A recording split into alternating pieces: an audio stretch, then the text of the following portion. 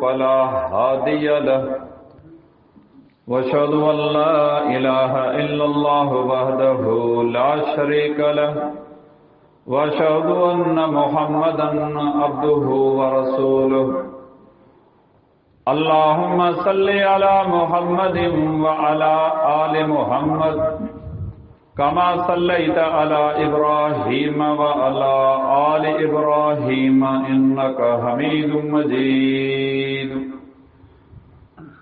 اللهم بارك على محمد وعلى آل محمد كما باركت على إبراهيم وعلى آل إبراهيم إنك حميد مجيد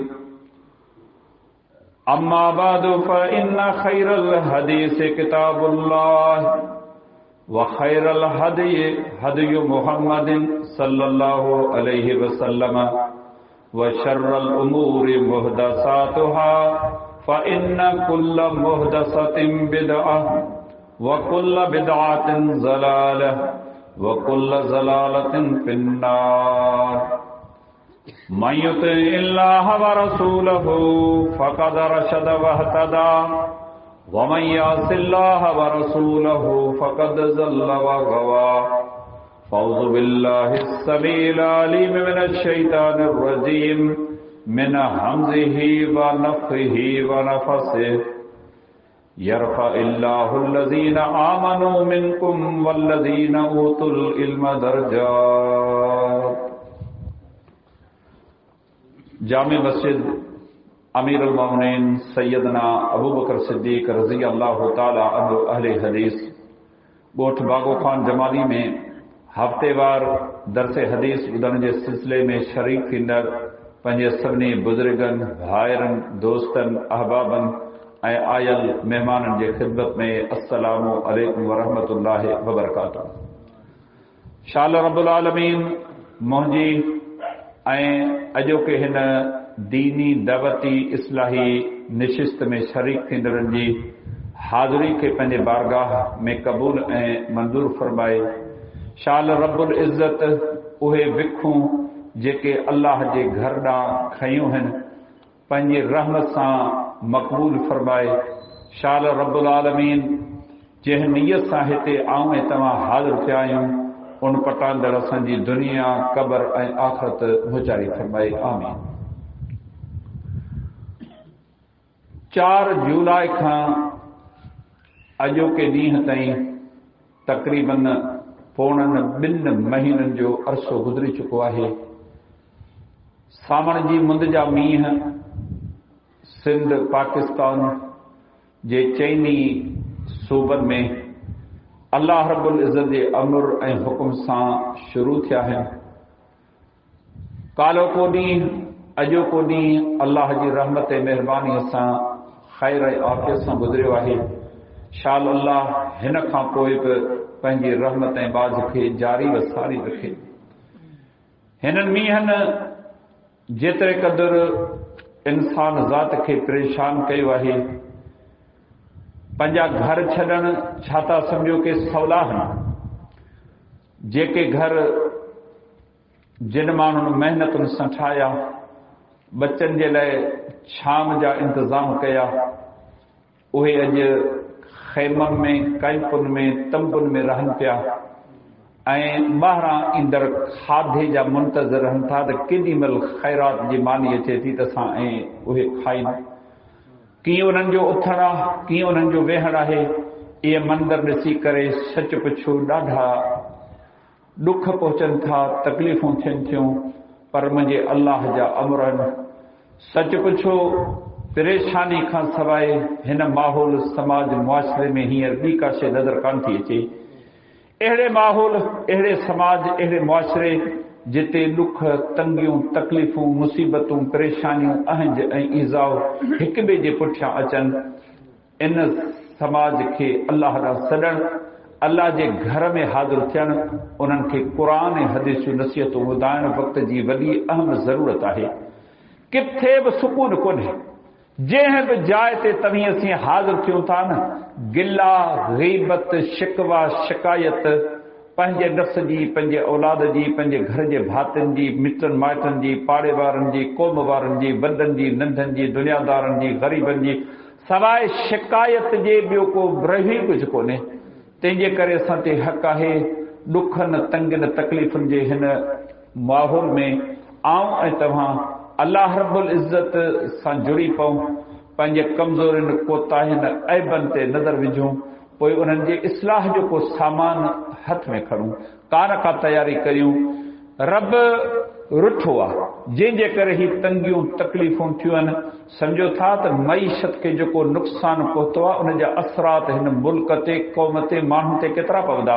शल अल्लाह पंहिंजी बाजे महिरबानी करे, अल्लाह रब्बुल इज़्ज़त जी तौफ़ीक़, उन जी रहमत महिरबानी सां हर छंछर जी शाम, आचर जी राति अल्लाह रब्बुल इज़्ज़त जे हिन पाकीज़ा घर में आऊं तव्हां पंहिंजे हाल सारो शिरकत करियूं था। को गर्ज़, को दुनिया जो मफ़ाद कोन्हे, को बविखूं भरे मस्जिद में इन लाइ अचूं था त क़ुरान ऐं हदीस जूं नसीहतूं ॿुधूं। मन का नसीहत पलव में काबू ॿधिजी पवे, मन मुंहिंजी अव्हांजी ज़िंदगी में कंहिं मोड़ ते का तब्दीली ऐं फेरो अचे।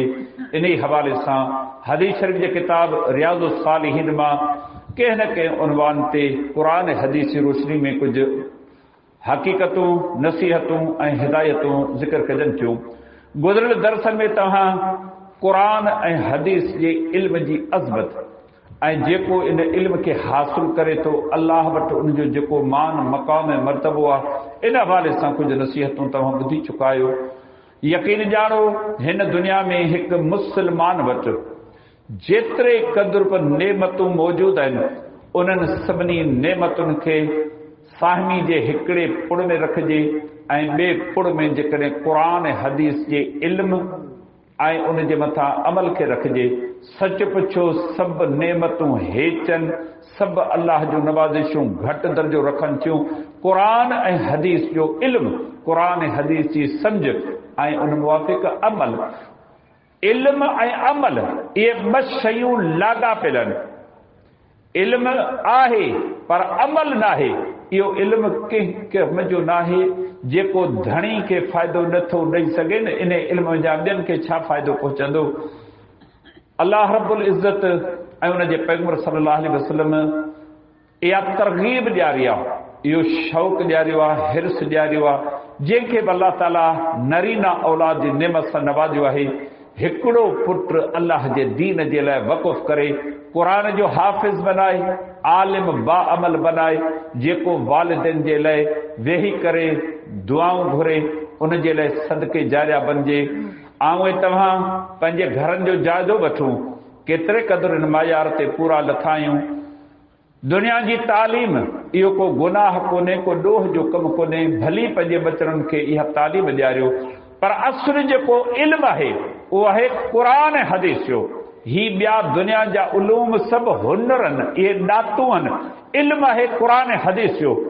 जेको बि माण्हू इन नेमत सां सरफराज़ थिए थो, जंहिं बि सीने में क़ुरान ऐं हदीस जो इल्म जमा थिए थो न, उनजो अल्लाह वटि वॾो क़दुरु, वॾो मक़ाम ऐं वॾी हैसियत आहे, बेशर्ते कि उन इल्म खे सांढे, संभाले, अमल करे ऐं पंहिंजे भरम रखण जी वसाहर कोशिश करे। हदीस शरीफ़ जे किताब सही मुस्लिम में सैयदना अबू हुरैरा रज़ी अल्लाह ताला अन्हु खां रवायत आहे त रसूलुल्लाह सल्लल्लाहु अलैहि वसल्लम जिन इरशाद फरमायो, इज़ा मातल इंसान, इज़ा मात इब्नु आदम इनकता अमलहु इल्ला मिन सलासिन सदक़तिन जारियतिन औ इल्मिन युंतफ़उ बिही औ वलदिन सालिहिन यदऊ लहु। पाण इरशाद फरमायो, आदम जो औलाद हिन दुनिया मां वफ़ात करे वञे थो, उनजो सालिह अमल जो सिलसिलो ख़त्म थी वियो। पाण नेक हो, सालिह हो, परहेज़गार हो, मुत्तकी हो, जेके बि नेकी जा कम कंदो हो, जीअं मौत आयो, निमाज़, बाजमात निमाज़, क़ुरान, रोज़ो, ज़कात, हज, उमरा, सदकात, इहे नेकी ख़ैर भलाई जा कम हुआ, इहे उन जे मथां हाणे माफ़ थी चुका आहिनि। छाजे लाइ जो उहो दुनिया में आहे ई कोन, तुंहिंजे मथां हिननि शयुनि जा अहकाम लागू थियनि ई कोन था। पर नबी अलैहिस्सलाम जन फरमायो, टे कम अहिड़ा आहिनि जे मरण खां पोइ बि आदम अलैहिस्सलाम जे औलाद यानी मुस्लमाननि खे उन्हनि जा अजुर सवाब बराबर अल्लाह ताला ॾींदो रहे थो। पहिरें नंबर ते इरशाद फरमायो सदक़तिन जारिया, सदक़े जारिया में का बि शइ छॾे वियो आहे, मस्जिद, मदरसो, खूह, नलको, घिटी, अहिड़ी शइ जंहिंमां ॿियनि मुस्लमाननि खे, इंसाननि खे, जानवरनि खे, पखी पखड़नि खे को फ़ाइदो पहुचे, पाण दुनिया में कोन्हे पर उहा शइ छॾे वियो आहे, ॿियनि माण्हुनि खे उन्हनि जा फ़ाइदा पहुचनि पिया। नबी अलैहिस्सलाम जन फरमायो त जेसि ताईं उहा शइ मौजूदु आहे तेसि ताईं उनखे बराबरि अजुर ऐं सवाब मिलंदो रहे थो। अचो पंहिंजी 24 कलाकनि जी ज़िंदगी हिकु हफ़्ते, हिकु महीने, हिकु साल ऐं 60 खां 70 सालनि जे विच में, 80 सालनि जा बि असांजे विच में माण्हू मौजूदु आहिनि। को अहिड़ो कमु पोयां छॾियो अथऊं जो असीं दुनिया में न हुजूं पर उन शइ जी मौजूदु जे करे असांजे सवाब में, असांजे अजुर में, असांजे सवाब जे खाते में हर रोज़ को इज़ाफ़ो थींदो रहे। जेके शयूं असीं छॾे वञूं था न उन्हनि जो अजुर कोन थो मिले, दुनियादारी जे हवाले सां शयूं छॾे वञूं था। हीअ हदीस मुबारका दरस ॾे थी मुस्लमानो, जंहिंखे बि रब जेतिरो नवाज़ियो आहे उन हिसाब सां को न को ख़ैर भलाई जो कमु अहिड़ो करे वञे जो उन जे मरण खां बाद उन जो अजुर व सवाब जारी व सारी रहे। पर धणी पाण पंहिंजी हयाती में ख़ैर भलाई जा कम नथो करे, पोइ उनखे ही हदीस मुबारका कहिड़ो दरस ॾींदी? दरस उनखे आहे जेको अमल जे मैदान में कदम रखे थो, पंहिंजे हाल हैसियत हर कार नेकी कंदो रहे थो। तव्हां ॾिसो पुराणे दौरनि में माण्हू एॾा तालीम याफ़्ता कोन हुआ पर यकीन ॼाणो ख़ैर भलाई जे कमनि में मुबिखू अॻिते हुआ। उन्हनि जा छॾियल उहे मर्कज़ अॼु बि माण्हू इस्तेमाल में आणीनि पिया। केतिरनि माण्हुनि हॉस्टलूं ठारायूं, तव्हां हैदराबाद में वञो मीठाराम हॉस्टल तव्हांखे मिले थी, उन दौर में उन्हनि माण्हुनि ठाराई, ॿाहिराड़ी जा माण्हू ईंदा तालीम हासिल करण, उनजे रहण जी जाइ कान्हे, उहे अची हिते रहनि। उन्हनि दुनिया जे हिसाब सां माण्हुनि जे लाइ केतिरा कम कया। वञो लेडी डिफरेंट हॉस्पिटल हैदराबाद में मौजूदु आहे, ईसाइनि जी आहे, उहे अञा ताईं उनखे जारी व सारी रखियो अचनि, मरीज़नि जा इलाज थियनि पिया। वञो केतिरनि जाइनि ते तव्हांखे बहितरीन क़िस्म जा नलका लॻल मिलंदा, उन्हनि जा संभालींदड़ मौजूदु आहिनि। इहो सदक़े जारिया आहे। हीअ हदीस मुबारका दरस ॾे थी असां मंझां पंहिंजे हाल सारो को न को अहिड़ो ख़ैर जो कमु जारी रखी जो असांजे मरण खां बाद उन जो अजुर ऐं सवाब जारी रहे। ॿिए नंबर ते नबी सल्लल्लाहु अलैहि वसल्लम जो फरमायो उहो इल्मु जंहिंमां धणी खे बि फ़ाइदो पहुतो, दावत ॾिनई, तबलीग कयईं, किताब लिखियईं, दर्स ॾिनई, तकरीरूं कयईं, कलम जो पोरियो कयईं, पाण मौजूदु कोन्हे उनखे ॿुधनि बि पिया, उनजे महिनत खे पढ़नि बि पिया। जेसि ताईं उहो इल्मु माण्हुनि जे विच में मौजूदु आहे, माण्हुनि खे चीच पकड़ाए तौहीद सुन्नत जी दावत ॾियनि पिया न, उन जो अजुर व सवाब जारी व सारी रहे थो। अल्लाह जे पैगंबर सल्लल्लाहु अलैहि वसल्लम हिन हदीस मुबारका में क़ुरान ऐं हदीस जे इल्म जी अहमियत खे उजागर कयो आहे। यकीन ॼाणो जिन माण्हुनि तौहीद सुन्नत जे मैदान में ख़िदमतूं सरंजाम ॾिनियूं, अॼु उन्हनि जा नाला, निशान, उहिञाण ऐं आसार असांजे दिलनि ते चपियल आहिनि। उन्हनि खे असीं विसारे किथां सघिया आहियूं? परे न वञो, सारी दुनिया खे छॾियो, पाकिस्तान खे छॾियो, हिन सिंध परगणे खे तव्हां वठो। इन में अल्लाह रब्बुल इज़्ज़त जे तरफ़ां हिकिड़ी हुज्जत हुई। अल्लामा सैयद बदियुद्दीन शाह राशिदी रहमहुल्लाह जे सूरत में शाल उनखे गरीक़ रहमत रब करे, रब उन जे मथां रहमतुनि जा वॾ फुड़ा मींहं वसाए, जंहिं हिन इलाइक़े जे माण्हुनि खे अल्लाह जे तौहीद ऐं पैगंबर जे सुन्नत खां वाक़ुफ़ कयो। असां में अमली कमज़ोरियूं, कोताहियूं, ऐब यकीन न आहिनि जिन जो असांखे एतिराफ़ आहे, पर सच पुछो बनिस्बत ॿियनि इलाइक़नि जे माण्हुनि जे असीं सम्झूं था त गुनाह जो कमु आहे, ही शिरक जो कमु आहे, ही बिदत जो कमु आहे, ही ग़लति आहे, ही सही कोन्हे। जेतोणीकि असांखां सरज़द उहे कम थियनि पिया पर पंहिंजी जाते सम्झूं था त ही ग़लति आहे न। ॿाहिरि इहा तमीज़ कान्हे का त को ही गुनाह जो कमु आहे, ही शिरक जो कमु आहे, ही बिदत जो कमु आहे। हेॾी वॾी जमायत, ही सभु माण्हू ऐं यकीन ॼाणो आऊं पिण अज़ीम इंसान जे लाइ हिकिड़ो सदक़े जारिया आहे, जिन जे साम्हूं गोॾा भञी वेठुसि, ब अखर रब जी रहमत तौफ़ीक़ सां उन वटां मूं सिखिया अल्लाह जी रहमत, अल्लाह जी तौफ़ीक़, अल्लाह जी महिरबानी खां पोइ जेतिरे क़दुर का पाई पैसो का ॾिसो पिया न को बि ही सभु उन अज़ीम इंसान जी तरबियत सोहबत जो नतीजो आहे। उन में जा रब मूंखे करण जी तौफ़ीक़ ॾिनी, आउं बि उन अज़ीम इंसान जे लाइ सदके जारिया जी हैस में आहियां। शाल रब मुंहिंजी ही महिनत क़बूल बि करे, मूंखे माफ़ बि करे, मूंखे गुनाहनि जी माफ़ी बि ॾिए। अल्लाह जे पैगंबर सल्लल्लाहु अलैहि वसल्लम जन फरमायो उहो इल्म जंहिंमें जा ॿियनि खे फ़ाइदो पहुचे पियो। केतिरा शाह साहब रहमहुल्लाह सिंधी में, उर्दू में, अरबी में किताब लिखिया आहिनि, उहे माण्हू पढ़नि था, माण्हुनि खे हिदायत नसीब थिए थी, माण्हुनि खे तौहीद ऐं सुन्नत वारो रस्तो मिले थो न।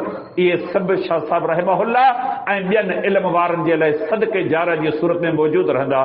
3 नंबर ते फरमायूं सालिह औलाद छॾे वालिदैन ही दुनिया छॾे विया आहिनि। औलाद असां वटि आहे। रब इन अबनी मिन अहली व इन वादकल हक़ व अंत अहकमुल हाकिमीन। मुंहिंजा पालनहार बेशक ही त मुंहिंजो पुटु आहे, ही धारियो कोन्हे, ही ॿाहिरी कंहिं क़ौम जो कोन्हे, ही मुंहिंजो पुटु आहे। अखियुनि जे साम्हूं ॿुॾे थो, हिन खे इन तंगी तकलीफ़ मां बचाए, हिन खे ॿुॾनि खां बचाए। अल्लाह ताला केॾा सुहिणा लफ़्ज़ फरमाए इन्नहू लैस मिन अहलिक। नूह कंहिं चयो आहे ही तुंहिंजो पुटु आहे, ही तुंहिंजे अहल मां ई कोन्हे। छा नबी जे गैरत ते को शक आहे छा? जी न, बिल्कुलु न। सबब रब्बुल आलमीन कहिड़ो ॿुधायो इन्नहू अमलुन गैर सालिह। हिन जा अमल भला किथे आहे? तुंहिंजो रस्ते जो पैरोकार कोन्हे। तूं जेका दावत खणी आई वई इहा हिन खे नथी वणे, कुफ्र ते क़ाइम आहे, शिरक ते क़ाइम आहे, तुंहिंजे दीन जो मुखालिफ़, तुंहिंजो मुखालिफ़। तूं थो चई मुंहिंजो पुटु आहे, तुंहिंजो पुटु न आहे। तव्हां हिसाब लॻायो, पुट उहे आहिनि जेके दीनदार, नेकोकार, सालिह, परहेज़गार आहिनि। उन्हनि खे ॾिसी करे वालिदनि जूं अखियूं थधियूं थियनि थियूं। अहिड़ो औलाद पोयां छॾे वञूं। अचो पंहिंजे घरनि जो जाइज़ो वठूं। जंहिं पुट खे लखें रुपया ख़र्च करे यूनिवर्सिटी जी तालीम ॾियारियूं था, जंहिं न्याणी खे अंग्रेज़ी जी तालीम ॾियारियूं था, जिन खे रब वसीला ॾिना आहिनि, लखें रुपया ख़र्च करे पंहिंजे पुटनि खे ॿाहिरि मुल्कनि में आला क़िस्म जे तालीमी इदारनि में मोकिलीनि था, तो तव्हां ॿाहिरियां डिग्रियूं वठी अचनि त जी उन्हनि जी इज़त बि थिए, अज़मत बि रहे ऐं ॼाणप हुजे। तव्हां मूंखे ॿुधायो उन्हनि माण्हुनि जी शकिल, सूरत, वज़ाकत, लिबास, अमल, किरदार 24 कलाकनि जी ज़िंदगी निहारियो। केतिरे क़दुरु पंहिंजे पीउ ऐं माउ जे लाइ सदके जारिया बनबा। गुस्ल ॾियणु कोन ॼाणनि, निमाज़ पढ़णु कोन ॼाणनि, क़ुरान जी तिलावत, अहादीस मुबारका जो मुतालियो, दीनदारी, मस्जिद, निमाज़, जमात, इल्म वारनि सां तालुक़ वास्तो हिकिड़ी का खूबी कान्हे का। जेके पंहिंजे पीउ ऐं माउ सां मिलण नथा अचनि, इहे माण्हू पंहिंजे मरण खां पोइ वालिदनि जे लाइ छा सबब बनबा? घरनि में औलाद मौजूदु आहे, अबो मरी वियो आहे, अमा मरी वई आहे, औलाद मस्जिद में अचे त अबे अमा ला दुआ घुरे। केॾा बदनसीब उहे माण्हू आहिनि जिन जे मरण खां पोइ औलाद मस्जिद में कोन आया, निमाज़ ते कोन आया। कॾहिं हथरा खणी पंहिंजे अमा ला का दुआ त घुरंदा करियूं, कॾहिं पंहिंजे अबे जे लाइ दुआ त घुरंदा करियूं। इहे कम तॾहिं थींदा जॾहिं असांजो इल्म वारनि सां, दीन सां, दीनी मजलिसुनि सां, हिन अल्लाह जे घर सां, निमाज़ ऐं बाजमात निमाज़ सां सॼो तालुक़ हूंदो न, पोइ ईंदासूं। पोइ असांखे इहे वालिदैन यादि पईंदा। यकीन ॼाणो ही सालिह औलाद, परहेज़गार, नेकोकार औलाद जेको हर हर पंहिंजे वालिदैन जे लाइ हथरा खणी बख़्शिश मग़फ़िरत जूं दुआऊं घुरे थो न, इहे अल्लाह रब्बुल आलमीन ओसि ताईं पहुचाए थो। अल्लाह जे पैगंबर सल्लल्लाहु अलैहि वसल्लम जो फरमान आहे, जॾहिं सालिह औलाद, नेक औलाद पंहिंजे माउ ऐं पीउ जे बख़्शिश जे लाइ दुआऊं घुरे थो, अल्लाह ताला बेश्त में उनजा दर्जात बुलंद करे थो। हू ख़ुदि हैरान थिए थो त मुंहिंजा पालनहार मुंहिंजूं एतिरियूं नेकियूं त कोन हुयूं, पोइ मुंहिंजे दर्जनि जी बुलंदी में जेको सिलसिलो आहे, हर रोज़ का न का मूंखे नेमत नसीब थिए थी। छाजो नतीजो आहे? नबी अलैहिस्सलाम जो फरमायो, उनखे चयो वञे थो बि इस्तिग़फ़ार वलदिक लक, तुंहिंजो नेक औलाद, सालिह पुट तुंहिंजा पोयां मौजूदु आहिनि जेके तुंहिंजे लाइ पिया दुआऊं घुरनि। ही उन जो नतीजो अथई जो तव्हांखे हिन क़िस्म जा एज़ाज़ हासिल थियनि था। अचो पंहिंजे औलाद खे निहारियूं, केतिरे क़दुरु पाण उन्हनि सां मस्जिद में गॾु आहियूं। अल्लाह रब्बुल इज़्ज़त रहम करे इन पासे को फिक्र का गणती कान्हे का, लखें रुपया औलाद ते ख़र्च कयासूं, पछाड़ी जो वरियो कुछ भी कोन, निमाज़ी भी कोन बणिजी सघिया। ॿुधायो त इहो पीउ ऐं माउ जे लाइ कहिड़े क़िस्म जो सदके जारिया बनबो। अल्लाह जे पैगंबर सल्लल्लाहु अलैहि वसल्लम जिन मिसाल ॾेई करे इन इल्म जो ऐं दुनिया जो माण्हुनि खे सम्झायो आहे। हदीस शरीफ जे किताब सुनन तिरमिज़ी में किताब ज़ुहद में सैयदना अबू हुरैरा रज़ी अल्लाह ताला अन्हु खां हदीस मुबारका मरवी आहे। वो बयान करे तो समिअतु रसूलुल्लाह सल्लल्लाहु अलैहि वसल्लम यक़ूल अद्दुनिया मलऊनतुन मलऊनुन मा फीहा इल्ला ज़िक्रुल्लाह तआला वमा वाल्लाहु व आलिमन औ मुतअल्लिमन। अल्लाह जे पैगंबर सल्लल्लाहु अलैहि वसल्लम जिन इरशाद फरमायो, बेशक दुनिया मलऊन आहे ऐं उन में जेकी कुझु आहे उन ते अल्लाह जी लानत कयल आहे। पर अल्लाह जी याद, अल्लाह जे ज़िक्र, क़ुरान हदीस जे इल्म ऐं आलिम ऐं मुतअल्लिम जेको इल्म सिखे थो, तालिबा क़ुरान हदीस जो इल्म सिखे थो न, इन्ही खां सवाइ दुनिया में जेकी कुझु तव्हांजो अखियूं ॾिसनि थियूं, इन्हनि सभिनी शयुनि ते अल्लाह ताला फिटकार कई आहे। पोइ तव्हां उन्हनि जे हासिल करण जे लाइ केॾी वॾी महिनत ऐं जफ़ाकशी करियो था। दुनिया में कहिड़ी शइ जी खोट आहे? हिकु हिकु शइ मौजूदु आहे। अल्लाह जे पैगंबर सल्लल्लाहु अलैहि वसल्लम जन फरमायो, ओहो आलिम जेको क़ुरान हदीस पढ़े, सिखे, सम्झे, वरी ॿियनि खे इहा ॻाल्हि सम्झाए थो, या वरी ख़ुदि सिखे थो, 5 साल 7 साल 8 साल उन जा हिन मैदान में लॻनि था। फरमायो त इहे 2 माण्हू इन लानत खां छुटल आहिनि, बाक़ी ॿिया सभु इन मुसीबत में गिरफ़्तार ऐं मुसीबत जो शिकार थियल आहिनि। हीअ हदीस मुबारका दरस ॾिती मुस्लमानो, अल्लाह जे हिन दीन सां, क़ुरान हदीस जे इल्म सां आऊं ऐं तव्हां जुड़ी पऊं। 24 कलाकनि जी ज़िंदगी आहे। केतिरे क़दुरु असांखे अल्लाह ताला वक़्तु मुयसर करे ॾिनो आहे। केतिरे क़दुरु क़ुरान जो तर्जुमो पढ़ूं, केतिरे क़दुरु तफ़सीर पढ़ूं, अहादीस मुबारक जा केतिरा किताब पढ़ूं था, केतिरियूं दुआऊं यादि करियूं था। सुबुह जा अज़कार, शाम जा अज़कार, हंध ते सुम्हण जा अज़कार, इहे सभु शयूं इल्म सां हासिल थियनि थियूं। निमाज़ जनाज़ा में मौजूदु आहियूं, हेॾी वॾी जमात थिए थी, 7 जे तादाद में माण्हू अचनि था। इन्हनि खां पुछी ॾिसो, अवां मां केतिरनि माण्हुनि खे इहे निमाज़ जनाज़ा जो दुआऊं यादि आहिनि? आङुरियुनि ते ॻणण जेतिरा माण्हू तव्हांखे मिलंदा जिन खे का हिकिड़ी अधु दुआ यादि आहे, वरन ख़ल्क़ ख़ुदा जी सॼी पोइ ते ख़ाली बीठी आहे। अल्लाह जे पैगंबर सल्लल्लाहु अलैहि वसल्लम जी हिकु हदीस मुबारका, हदीस शरीफ जे किताब सुनन तिरमिज़ी में अबवाबुल इल्म में अबू उमामा सुदय बिन अजलान रज़ी अल्लाह ताला अन्हु ख़बर भी आहे। वो बयान करे तो अन्न रसूलुल्लाह सल्लल्लाहु अलैहि वसल्लम क़ाल फज़लुल आलिम अलल आबिद का फज़ली अला अदराकुम सुम्मा क़ाल रसूलुल्लाह सल्लल्लाहु अलैहि वसल्लम इन्नल्लाह व मलाइकतहु व अहलस समावाति वल अर्दि हत्ता नमरत फी जुहरिहा व हत्तल हूत ला युसल्लूना अला मुअल्लिमिन नासिल खैर। अल्लाह जे पैगंबर सल्लल्लाहु अलैहि वसल्लम जिन इरशाद फरमायो, हिक आबिद खे आलिम ते फज़ीलत उन्ही जो मिसाल ॾींदे फरमायो, आबिद हो जेको अल्लाह जी बंदगी, अल्लाह जी बानहप में मसरूफ़ आहे। जेतिरो वक़्तु मुयसर थिएसि थो न, उन जो वक़्तु अल्लाह जी इबादत में गुज़रे थो। सुबुह जो निमाज़ जमात सां अदा कई, वक़्तु मिलियसि अज़कार पढ़ी, तिलावत कई, वरी उन खां पोइ इशराक या सलातुल अवाबीन पढ़ी, उन खां बाद वरी ज़ोहर जी निमाज़ पढ़ी, रात जो तहज्जुद जी निमाज़ पढ़ी, क़ुरान जी तिलावत कई, ख़ैर ऐं भलाई जा कम इबादतुनि में उनजो वक़्तु गुज़रे थो। हिकिड़ो शख़्स उहो आहे ऐं ॿियो शख़्स उहो आहे जंहिंजी एतिरी इबादत कान्हे का, फर्ज़ी इबादत जी पाबंदी करे थो, बा जमात नमाज अदा करे थो, पर नफ़ली घणी इबादत नथो करे। इहो आलिम। नबी अलैहिस्सलाम जन फरमायो, हिकु आलिम खे, हिकु इबादत कंदड़ शख़्स खे ते, हिकु आलिम खे हिकु इबादत कंदड़ शख़्स ते जेका फज़ीलत, बरतरी ऐं अवलियत हासिल आहे, उन जो मिसाल ईअं अथव जीअं तव्हां मुंहिंजा साथी आहियो, मुंहिंजा सहाबी आहियो।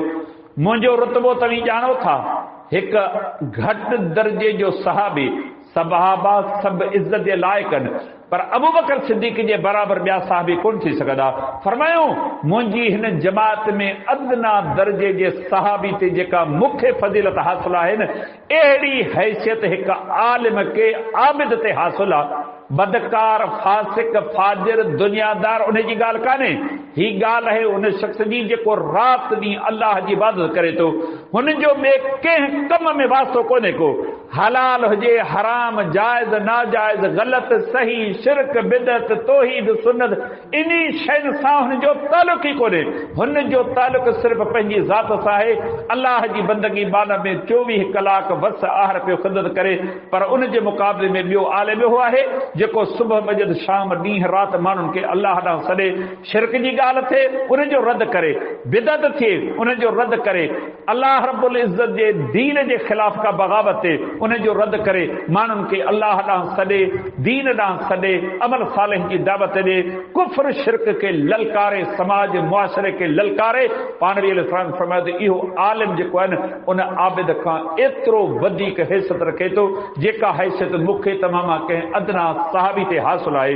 पोइ नबी अलैहि जो इरशाद फरमायो, बेशक अल्लाह जा मलाइक आसमान ऐं ज़मीन में जेका बि मखलूक रहे थी, एतिरे क़दुर जो उहा कीड़ जेका पंहिंजे ॿिर में रहे थी, ऐं उहा मच्छी जेका पाणी जे तलावनि में डंढुनि ढोरनि में रहे थी, इहा सारी मखलूक उन आलिम जे लाइ, उस्ताद जे लाइ, जंहिंखे अल्लाह क़ुरान ऐं हदीस जो इल्मु ॾिनो आहे, जेको माण्हुनि खे अल्लाह ॾांहुं सॾे थो न, उन्हनि जे लाइ दुआऊं घुरनि था। तव्हां छा था सम्झो, अंग्रेजी पढ़ंदड़ भले PhD करे अचे, CSS जे इम्तिहान में अव्वल नंबर हासिल करे, मुल्क जो सदर वज़ीर आज़म थिए, पर हिन जाइ ते उन जी हैसियत कान्हे।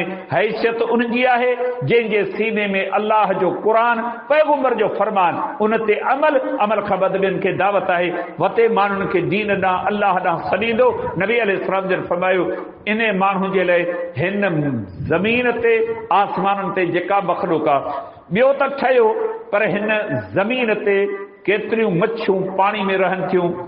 समुंडनि में वञी मच्छियूं ॾिसो, व्हील मच्छी जो कॾहिं वज़न पुछी ॾिसो त केतिरो वज़न आहे। केतिरियूं दुनिया में इहे मच्छियूं आहिनि, समुंडनि में, दरियानि में, डंढनि ढोरनि में, जीत, कीड़ियूं, माकोड़ा, मच्छर, इंसान, हैवान, जानवर, अल्लाह जा फरिश्ता जेके आसमाननि ते मौजूद आहिनि, सभ जा सभ उन आलिम बा अमल जे लाइ दुआऊं घुरनि था। अचो आऊं तव्हां पंहिंजे पाण खां पुछूं, मुंहिंजे दिलि में, अव्हां जे दिलि में इल्म वारनि जे लाइ केतिरी इज़त आहे, इल्म वारनि सां केतिरी महबत आहे, उन लाइ जीअ में केतिरी जाइ आहे। हक़ीक़त हीअ आहे त असां इन शइ खे सम्झी कोन सघिया आहियूं। असीं छो नथा इल्म जी इज़त करियूं, आलिम जी इज़त करियूं, जो असांखे ख़बर ई कान्हे। ख़ुदा गवाह आहे, जेकॾहिं इल्म जो क़दुरु हुजे न, उलमा सां हिन क़िस्म जो सलूक न थिए। हा, इंसान आहिनि, उन्हनि में कमज़ोरियूं पाइनि, कोताहियूं पाइनि, फरिश्ता कोन्हे, पर माहौल मुआशरे में माण्हुनि खे जेके अल्लाह ॾांहुं सॾीनि था न, हीअ हदीस मुबारक दर्स ॾिए थी, अव्हां ते हक़ आहे, उन्हनि सां मोहबत करियो, उन्हनि खे जीअ में जाइ ॾियो। उहे तव्हांजा उस्ताद आहिनि, मुरब्बी आहिनि, मोहसिन आहिनि, जेके तव्हांखे क़ुरान हदीस जो इल्मु सेखारीनि था।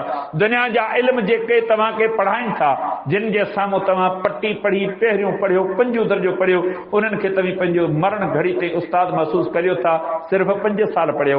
पर जेके क़बर, आख़िरत, जन्नत जा गस नसीन, उन्हनि जे लाइ का इज़त कान्हे, उन लाइ को अदब कोन्हे, उन लाइ को एतिराम कोन्हे।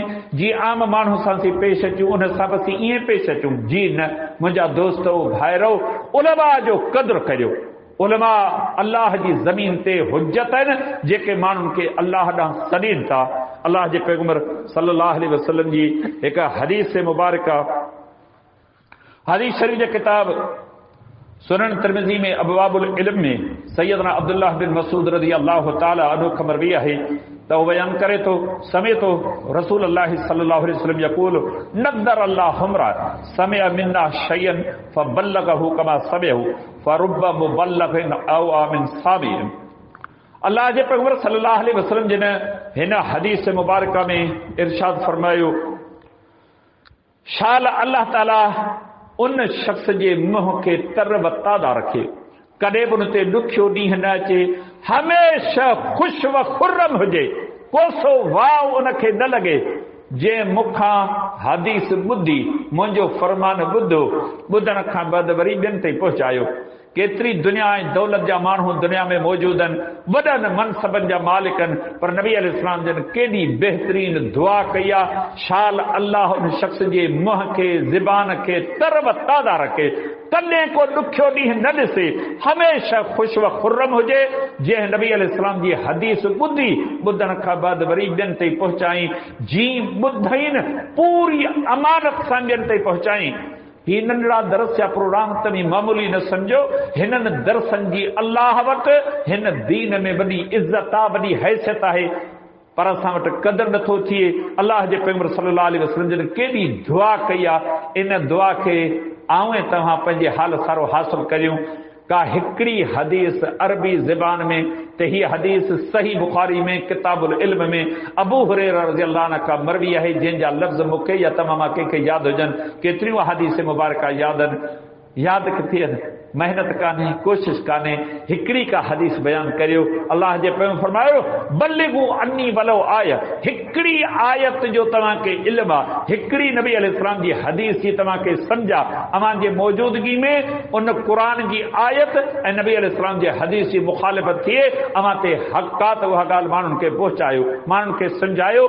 अमल न कनि तव्हां ते ज़िमेदारी कान्हे, पर अमी ज़रूर इहा ॻाल्हि पहुचाए। ही सिर्फ़ चंद चूंडियल माण्हुनि जी ज़िमेदारी कान्हे, हर हिकु मुस्लमान जी ज़िमेदारी आहे। आऊं तव्हां सभु दीन जा ख़ादिम सिपाही आहियूं, असां ऐं तव्हां सभु पंहिंजो किरदारु अदा करियूं। अल्लाह जे पैगंबर सल्लल्लाहु अलैहि वसल्लम जन क़यामत जूं निशानियूं ॿुधायूं आहिनि। उन्हनि निशानियुनि में जा हिकिड़ी निशानी हदीस मुबारका में मौजूदु आहे। सही बुखारी ऐं सही मुस्लिम में अब्दुल्लाह बिन अमर रज़ी अल्लाह अन्हुमा खां हदीस मुबारका मरवी आहे। वो बयान करे तो समेतो रसूलुल्लाह सल्लल्लाहु अलैहि वसल्लम यक़ूल इन्नल्लाह ला यक़बिज़ुल इल्म इंतिज़ाअन यंतज़िउहु मिनल नास वलाकिन यक़बिज़ुल इल्म बिक़ब्ज़िल उलमा हत्ता इज़ा लम युबक़ि आलिमन इत्तख़ज़ अन्नास रुऊसन जुहालन फसुइलू फफ्तऊ बिग़ैरि इल्मिन फज़ल्लू व अदल्लू। अब्दुल्लाह बिन अमर बिन आस रज़ी अल्लाह अन्हुमा बयान करे थो त मूं रसूलुल्लाह सल्लल्लाहु अलैहि वसल्लम खां फरमाईंदे ॿुधो, पाण फरमायूं त अल्लाह ताला अहिड़ी तरह इल्म खे यकदम में खणी वठे, ईअं कोन थींदो। इल्म मौजूदु आहे, आलिम मौजूदु आहिनि, किताब मौजूदु आहिनि, ईअं इल्म सभु खॼी वञे। फरमायूं इल्म ईअं कोन वेंदो। कीअं वेंदो? जेके रब्बानी आलिम, तौहीद ऐं सुन्नत जी सम्झ रखण वारा आलिम, अल्लाह रब्बुल इज़्ज़त जे दीन जी सही मारिफत ऐं सुञाणप रखण वारा आलिम हिक ॿिए जे पुठियां मरंदा वेंदा, उन्हनि जी जाइ वरी ॿियो केर बि कोन बालारे सघंदो। इहे क़यामत जूं निशानियूं आहिनि। ऐं नबी अलैहिस्सलाम जी ॿी हदीस इमाम बुखारी पंहिंजे सही में बयानु कई आहे, उन में बि इहे लफ़्ज़ आहिनि जंहिंमें पाण इरशाद फरमायूं। अनस रज़ी अल्लाह अन्हु जी रिवायत आहे, इन मिन अशरात साअत ऐं युरफ़उल इल्म व यसबतल जहल व तुशरबुल ख़मर व यज़हर ज़िना। फरमायूं चार निशानियूं जॾहिं तव्हां ॾिसो सम्झो त हाणे क़यामत जे अचण में घणी देरि कान्हे।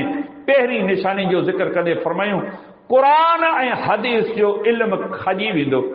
ही सालियाना इम्तिहान थियनि था मुख़्तलिफ़ महकमनि जा, पोइ क़ौम जी हालत ॿुधाइनि था त ही MA कयल आहे, हिन जी PhD कयल आहे, हिन जी फलाणी डिग्री आहे, उन ही सुवालनि जा जवाब लिखिया आहिनि, पढ़ी ॾिसो खिल अचे थी त ही छा जूं डिग्रियूं हिननि वरितियूं आहिनि। अलाह जे पैगंबर फरमायो हिन क़यामत जे निशान में बि इहा आहे, क़ुरान ऐं हदीस जो इल्म खॼी वेंदो।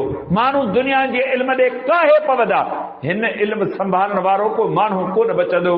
वञो हिकिड़े घर जो जाइज़ो वठो, हिकिड़े पाड़े जो जाइज़ो वठो, हिकु ॻोठ जो जाइज़ो वठो, हिकु इलाइक़े जो जाइज़ो वठो। रब्बानी आलिम बच्चा केतिरा आहिनि जिन जे सीननि में क़ुरान हदीस जो इल्म बि हुजे, उन जे मथां अमल बि हुजे, उन लाइ गैरत बि हुजे। मौजूदु आहिनि माण्हू, पर दुनियादारी ग़ालिब थी वई आहे। इल्म ऐं जेका ज़िमेदारी हुई उहा हुननि खां विसरी वई आहे। अल्लाह पंहिंजी पनाह ईमान में रखे। ॿिए नंबर ते फरमायूं जहालत आम थींदी, जाहिल हूंदा माण्हू, का दीन जी ख़बर कान हूंदी, उमिरि गुज़री आहे, रब जे तौहीद जी ख़बर कान्हे त तौहीद चाहे सुन्नत चाहे बिदत चाहे कंहिं बि क़िस्म जी का ख़बर कान्हे का। बार बार तव्हांजे साम्हूं सी मिसाल रखूं था। सिजावल जो मिसाल जंग अख़बार में छपियो। मेंबर चूंडिया 200-250 माण्हू हुआ, हलफ़ खणण जे लाइ पहुता। उन्हनि खे सॾु कयूं, अचो त क़ुर जी तिलावत सां हिन इजलास जी कार्रवाई शुरू करियूं। सभु मेंबर हेठि वेठा हुआ, हिकिड़ो माण्हू मथे चढ़ी लाउड ते अची क़ुर जी तिलावत करे आया। हिकिड़ो बि अहिड़ो चूंडियल कोन हो। विया मदरसे मां हिकिड़ो तालिब वठी आया जंहिं क़ुर जी तिलावत कई। उन खां पोइ इजलास जी कार्रवाई शुरू थी आहे। ही मेंबर जेके चूंडिया आहिनि उन्हनि जा इंटरव्यू पाण पंहिंजे कननि सां ॿुधा। दुआए कुनूत तो के अचे थी? जी न। भला अतहियात अचे थी? जी हा, इहा मूंखे अचे थी। पढ़ी ॿुधा। बिस्मिल्लाहिर रहमानिर रहीम अल्हम्दुलिल्लाहि रब्बिल आलमीन अर्रहमानिर रहीम मालिक यौमिद्दीन। जी अतहियात आहे? जी मूंखे इहा थी अचे। अहिड़े क़िस्म जूं ॻाल्हियूं जो इंसान हैरान थिए ते ही कहिड़े क़िस्म जा मेंबर चूंडिया अथनि। पोइ मुल्क कीअं पियो हले? ॾिसो पिया, ॿुधो पिया। चूंडियल निमाईंदा आहिनि, लखें वोट खणी असेंबली में पहुता आहिनि। करा खणी विया आहिनि जेके मथनि में हिक ॿिए खे हयां अथनि, ॿाहनि खां वठी गेलियो अथनि, वारनि मां वठी हिक ॿिए खे गेलियो अथनि। हीअ आहे असांजे चूंडियल मेंबरनि जी हालत। न रब जो दीन जो इल्म आहे, न क़ुर जी ख़बर, न हदीस जी ख़बर, कंहिं बि क़िस्म जी का ख़बर कान्हे। फरमायूं जहालत आम थींदी। सरे बाज़ार शराब पीतो वेंदो, सरे बाज़ार ज़िना जी बाज़ार गरम हूंदी। फरमायूं इहे अलामतूं अथव क़यामत जूं। हाणे का क़यामत घणी परे कान्हे। हिन जा ते नबी अलैहिस्सलाम जन फरमायो अल्लाह ताला ॿानहनि मां यकदम में इल्म खे खणी कोन वठंदो, पर रब्बानी आलिम। सच पुछो, तव्हां इल्म जे मैदान में कदम रखो।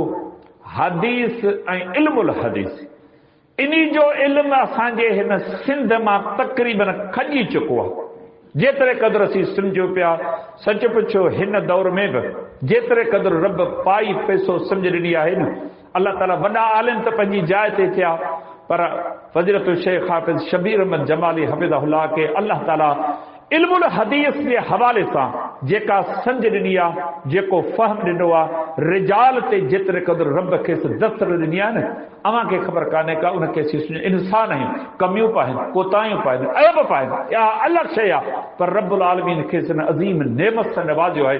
सच पुछो, कॾहिं बि मुंझूं था, इन माण्हू जे तरफ़ रुजू कयूं था, रब जी रहमत ऐं तौफ़ीक़ सां असांखे घस लाहे थो न। अहिड़े मनसब ते सच पुछो सारी सिंध सी घुमूं था, को असांखे माण्हू नथो मिले। हीअ चंद माण्हू आहिनि आंगरनि ते ॻणण जे तरह। इन्हनि खे चीभाटियो न, इन्हनि खे चीपाड़ियो न, इन्हनि जे मथे ते शफ़क़त जो हथु रखो, इन्हनि जी मदद करियो। मदद बि नथा करियो, पोइ घटि में घटि इन्हनि खे छॾियो त अलाह जे दीन जी ख़िदमत कंदा रहनि। अमीं भली मदद न करियो, इन्हनि जे रस्ते जी रुकावट न बणिजो। ही अलाह रब्बुल इज़्ज़त जूं नेमतूं सम्झो। जंहिं घर, जंहिं ॻोठ, जंहिं इलाइक़े में अलाह ॾे सॾण वारा मौजूद आहिनि, तॾहिं त हाफ़िज़ इब्न साकिर रहमहुल्लाह हिकिड़ो मशहूर मुहद्दिस आहे, उन कौल नक़ल कयो आहे अहले इल्म जो, इय्याक वलुहुमुल उलमा फ़इन्नहा मस्मूमतुन। रब्बानी आलिमनि जे गोश्त खाइण खां बचो। इहो गोश्त मिठो नाहे, ॾाढो कड़ो आहे, ॾाढो कसारो आहे। इहो गोश्त न खाईंदा करियो, यानी उन्हनि जी गिला ऐं गीबत न कंदा करियो। इंसान हू पंहिंजे रब सां जुड़ियल आहिनि, वञी रब खां माफ़ी घुरंदा, अलाह जे करे हुननि खे माफ़ कंदो, पोइ तव्हांखे छा हासिल थींदो? तंहिंजे करे हीअ हदीस मुबारका दर्स ॾिए थी, हीअ क़यामत जूं निशानियूं आहिनि। यकीन ॼाणो, बार बार ऐं पंहिंजे उस्ताद मुरब्बी मोहसिन अल्लामा सैयद बदरुद्दीन शाह राशिदी रहमहुल्लाह जो ज़िक्र करियां थो। इहा जाइ ख़ाली थी वई न, वरी अॼु ॾींहं ताईं भरिजी कान सघी आहे। केॾो वॾो केड़ छॾे वियो आहे, केॾी वॾी दुनिया पोयां हुनजी आबाद आहे, पर जेका ख़ूबी, जेका ख़ुशबू, जेका हुबकार इन अज़ीम इंसान में मौजूद हुई न, वरी उहा जाइ भरिजी कान सघी। अल्लामा सैयद मुहिबुल्लाह शाह राशिदी रहमहुल्लाह ते अल्लाह जो रहमतूं हुजनि, छॾे वियो, उहा जाइ वरी भरिजी कान सघी। जंहिं जाइ ते जेको माण्हू रहे पियो न, उनखे सूर ॾेई, अज़ियतूं ॾेई, तंग करे, तकलीफ़ूं ॾेई, तव्हांजो उन जा 100 वरह पूरा थिया न, वरी उन जा ते को माण्हू पैदा कोन थियो। हाणे के रोज़ थोरी माण्हू पैदा थींदा। ही जिते माण्हू मौजूद आहिनि उनजो क़दुरु करियो, इज़त जे क़दुर जे निगाहनि सां उन्हनि खे ॾिसो। अलाह जे पैगंबर सल्लल्लाहु अलैहि वसल्लम फरमायो, तव्हांजो नतीजो इहो निकिरंदो, सही दीन जो इल्म ऐं उनजी मारिफत रखण वारा आलिम मरी वेंदा न, पोइ ॿियो कोई बचंदो कोन। जाहिलनि खे जिन जो इल्म सां किताबनि सां को तालुक ई कोन्हे को, ई मशहूर कई आलिम ॻाल्हि कई, कूड़ी सची वल्लाह हॾ मूं पाण पंहिंजे कननि सां ॿुधी। पंजाब में मुल्तान जे पासे जो वाक़ियो ॿहिराड़ी जा जाहिलनि जा इलाइक़ा हुआ। चयाई त ही माण्हू मरी वियो आहे, हिन जे लाइ छा पढ़बो छा कबो। बहरहाल पोइ हुन कुझु ॻाल्हियूं ॿुधायूं। चई त अतहियातो वसल वात, ही बसर जेको आहे न इहो खणी हिन जे वात में विझो, इहा हिन जी माना आहे।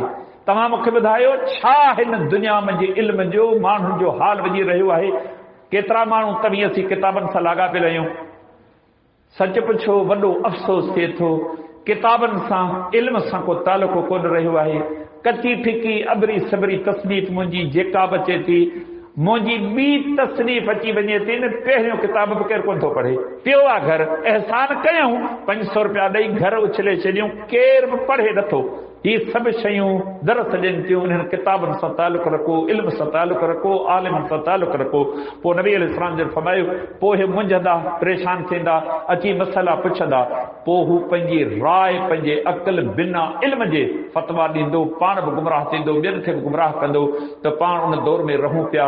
अचो त सभई गॾिजी करे हिकु हिकु फर्द पंहिंजे घर मां तयारु करियूं। हीअ सदाई माण्हू रहंदा कोन, अहिड़ो को औलाद पोयां छॾे वञूं जेको असांजे लाइ सदके जारिया बणिजे, असांजे लाइ हथ राखणी दुआऊं बि घुरे ऐं असांजे लाइ अजुर ऐं सवाब जो कारण बि बणिजे ऐं अलाह जे दीन जी हिन दावत ख़िदमत खे अॻिते वधाईंदो रहे। अलाह रब्बुल इज़्ज़त मूंखे अव्हां खे सभिनी मुस्लमाननि खे तौफ़ीक़ बख़्शे जो असीं तव्हीं सभु अलाह जे हिन दीन जा ख़ादिम सिपाही बणिजूं ऐं पंहिंजे हाल सारो ख़िदमत सरंजाम ॾियूं।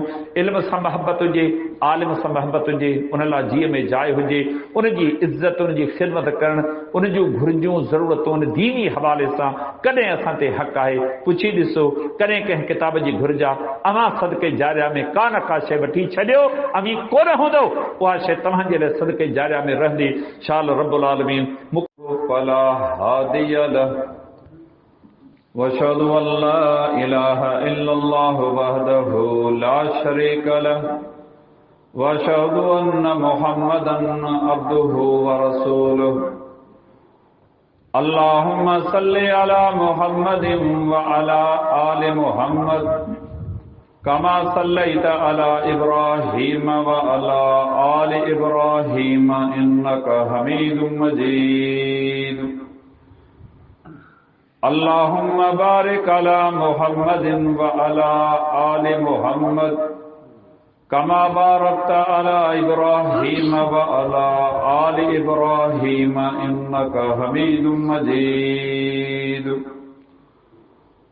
अम्मा बादु फइन्न खैरल हदीस किताबुल्लाह व खैरल हदी हदी मुहम्मदिन सल्लल्लाहु अलैहि वसल्लम व शर्रल उमूरि मुहदसातुहा फइन्न कुल्ल